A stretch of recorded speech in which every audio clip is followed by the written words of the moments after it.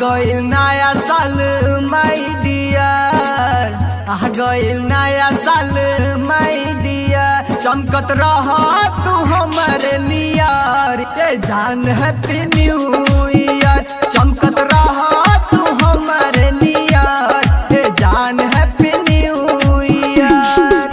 आ गइल नया साल माय डियर, आ गइल नया साल माय डियर। चमकत रह तू हमर नियर, ए जान हैप्पी न्यू ईयर।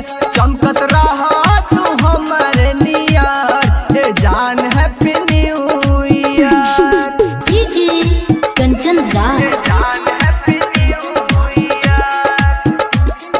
नीम चौक चौसीमा वैशाली।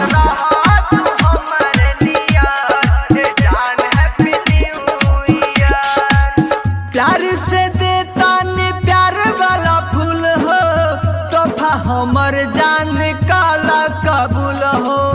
तोहफा हमर जान काला कबूल हो।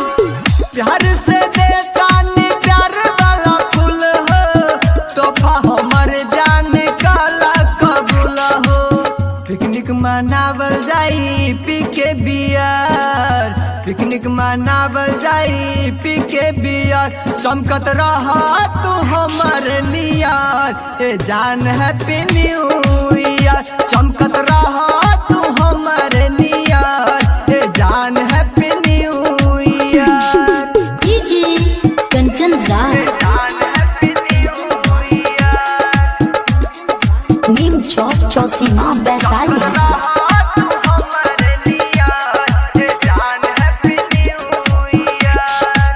रखला निशानिया सोनाया साल के, दिल नहीं तोड़ी हो राइटर मुन्नी लाल के। दिल नहीं तोड़ी हो राइटर मुन्नी लाल के।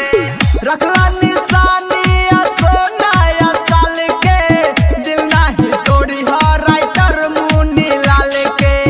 पप्पू परदेसी बात कहे क्लियर, पप्पू परदेसी बात कहे क्लियर। चमकत रह तू हमर नियर, ए जान हैप्पी